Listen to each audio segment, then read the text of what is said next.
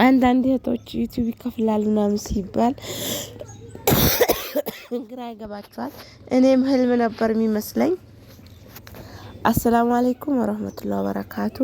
ውድና የተከበራችሁ ውድ ቤተሰቦቼ ሁላችሁም በያላችሁበት አላህ ይጠብቃችሁ ይጠብቀን። ለቤቴም አዲስ ሆናችሁ ሰብስክራይብ አድርጉ፣ ቪዲዮ ላይክ ከማድረግ እስከ መጨረሻው ተከታተሉ እና ከትላንት ዳና መቼ ነው ዩቲዩብ በከፈለኝ ገንዘብ 7000 ብር ጨምሬ ግደር ገዛው። ግደር ነው ምንድነው የሚባለው? በስልጥኛ ዘባይሌን በአማርኛ ግደር መሰለኝ። ላም ያው ልትሆን ነው።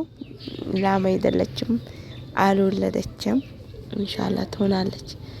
እና አዎ ይከፍላል እህቶቼ። እኔ 47 ሺህ ብር እንደውም ይሄ አልሰራውበትም ቆይቷልም። ከዚህ በፊት ነግራችኋለሁ 84 ሺህ ብር የመጀመሪያ ከፍተኛ የከፈለኝ 84 ሺህ ብር ሳውዲ ያለው ማለት ነው ከፍሎኛል። ከዛ በኋላ ያው ትንሽ ትንሽ ነው ብዙም አይደለም። ያሁኑ ግን 47 የከፈለኝ የ5 ወር ምናምን ይሆናል። አልሰራውበትም። ስላልሰራውበት የቆየ ነው። አንዳንዴ ስለምለቅ ለዛ ነው ቆይቶ እንትን ያለው። ከለቀቃችሁ በወር ቁጭ ብሎ ይወርዳል። ቪዲዮ አለብኝ ብላችሁ ስራዬ ነው ብላችሁ ይዛችሁ ከሰራችሁበት በወር ልክ እንደ መንግስት ሰራተኛ ብራችሁ ቁጭ ብሎ ይወርዳል ማለት ነው። ካልሰራችሁበትም ይሄው እንደኔ እንደዚህ እየተንጠባጠባ 5-10 እያለ ይወርድላችኋል ማለት ነው። ያው ከሰራን አልቀረ ግን ወጥረን ብንሰራበት ጥሩ ነው።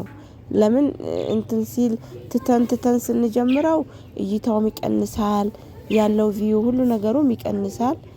ዩቲዩብም ሪኮመንድ አያረገውም ማለት ነው። እየቀዘቀዘ ነው የሚሄደው። ግን በየጊዜው በየሰዓቱ ጠብቃችሁ ከለቀቃችሁበት በዛው ልክ ሪኮመንድ ይሆናል። ሰውም ደግሞ በጉጉት የምትለቁትን ነገር ይጠብቀዋል እና የምትሰሩት እንደዛ አድርጋችሁ ስሩ። ከከፈትኩት እኔ 3 አመት ነው። አንድም ብር አግኝቼ አላቅም። ከከፈትኩት ይኸው እንደዚህ ነው። እኔ ስደት ብዬ ሀብዬ ከገባሁ እስካሁን ይኸው እያየው በማያት አይደለም። በነገራችን ላይ የራሱ የሆነ ፕሮሰስ አለው። የራሱ የሆነ ፎርም አለው። እኔ 3 ዩቲዩብ ተበላሽቶብኛል። 3 ማለት ነው። ማለት ሳላቅ የመጀመሪያ ጊዜ ሳላቅ የሰው ቪዲዮ እየለቀኩ ምን እያልኩ ከዛ ሲነግሩኝ አንቺ በዚህ ቻናል መስራት ከፈለግሽበት ይህንን የሰው ቪዲዮ አትልቀቂ፣ የራስሽን ቪዲዮ ልቀቂ እንደዚህ እያሉኝ ከዛ አሁንም ስተው አሁንም ራሴ ለመስራት እንደዚህ በጣም እየፈራው ወላሂ ላዚም ራሴ ምን ብዬ ነው ማራው ምንድነው የምናገረው ብዬ እፈራ ነበርና እስከምትለምዱት ድረስ ያስፈራል።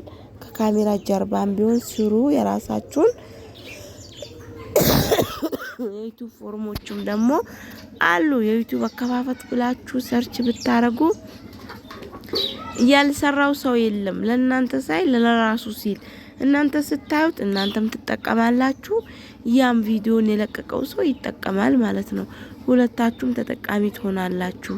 2 ስልክ ካላችሁ በአንዱ እያያችሁ በአንዱ ትከፍታላችሁ። ራሳችሁ ብትከፍቱ የተሻለ ነው። ምክንያቱም ሰው ከከፈተላችሁ ሁሉ ነገር በቃ እንትን ሲልም ሲበላሽም ምንም ሲል ሁሉንም ነገር ሰው እንዲያረግላችሁ ነው የምትፈልጉት።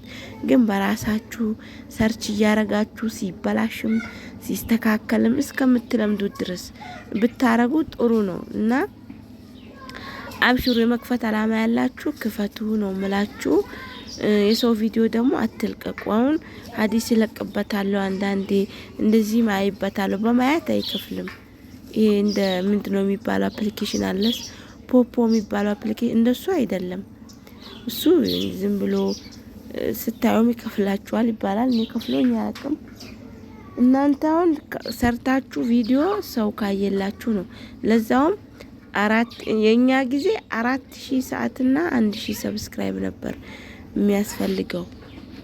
አሁን ግን 3000 ሰዓት መሰለኝ እና ሰብስክራይብ ደግሞ 500 መሰለኝ እንደዛ ዝቅ ሳይል አይቀርም። ያው ምንም ይሁን ምንም ፎርሙን በስርዓቱ ሞልታችሁ ዩቲዩብ ካምፓኒ ኮንግራ ብሎ ከተቀበላችሁ ከዛ ቻናላችሁ ገንዘብ መስራት ይጀምራል ማለት ነው። ዝም ብሎ አይጀምርም እላችኋለሁ። እና እዚህ ጋር እንትን የሆነ የሻይ ቅመሞች ኮሮሪማዎች ምናምን እየፈጨው ነበረ። የሻዩን ቅመም ቀረፋውን አልፈጫለኝ። እዚህ ጋር ኮሮሪማ ፈጭቻለሁ። ይሄ ያም እንትን ምንድነው አብሽ የታመሰና ኮሮሪማ በግል የ100 አብሹ የ50 ብር ነው። ኮሮሪማው የ100 ብር፣ ሻይ ቅመሟ ደግሞ የ50 ብር ነች ማለት ነው። እየፈጨው እምቢ አለኝ። መፍጫዬን ቢያል አንቀሳቅስ አላለም። ከዛ ቀንሼለት ፈጨው። በነገራችን ላይ እንትን መፍጫ በጣም ነው የሚጠቅመው። 3 ገጣ ነው። እቺ ለቅመማ ቅመም እጠቀማታለሁ እኔ። ትልቁም አለ ጆክ የሚመስለው የዚህ ትልቁ፣ አሁንም ደግሞ ትንሿም አለች እና በጣም ነው የሚጠቅሙት። በነገራችን ላይ ቡና ግን እኔ አልፈጭም በማሽን ያናደኛል። ማብራት ብቅ ጥልቅ ስለሚል በእጄ ነው የምወቅጠው። ብዙ ጊዜ ቡና በእጄ ነው የምወቅጠው። አለኝ የቡናም የራሱ ለብቻ አለኝ። በዚህም መፍጨት ይቻላል፣ ግን አልወቅጥም። በፊት ወቅጥበት ነበረ።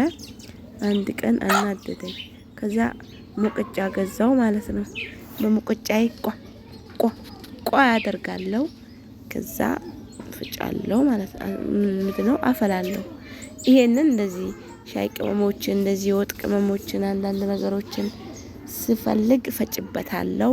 የጁሱም ደግሞ አቮካዶም ካገኛችሁ ምንም ካሮትም ካገኛችሁ ፈጭታችሁ ጣጡ፣ ይጠቅማል። የማይጠቅም ነገር የለም። እና አንዳንድ ነገር እየፈጨን ጥጥት ነው የምናደርግበት። አቤት ደስ ሲል! እኔማ አባሶ ሳይቀር ነው የምፈጭበት። እናቴ የምን መበጥበጥ ነው። ውሃችሁን ስኳራችሁን ምናችሁን አስገብታችሁ ሀቢብቲ ቂቤ መሰለ በሱ ነው የሚወጣላችሁ። ጓጓላ ምናምን የለም። አግብቼ ጅር ነው ማረገው። እናቱን የትልቁማ አደከምኩት። ትልቁን መፍጫ አድክሜዋለሁ። ትንንሾቹም ብዙም አልጠቀማቸውም። ለማንኛውም ይሄ መፍጫ በጣም ጥሩ ነው።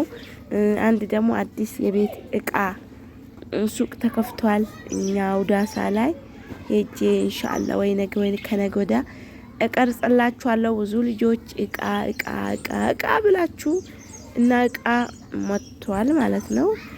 ማሻአላህ ዛሬም ሄጄ አይቼው ነበረ። ብዙ እቃዎችን አስገብተዋል። ነገም ደግሞ ሄጄ ቀርጬ ኢንሻአላህ በወስትላችኋለሁ።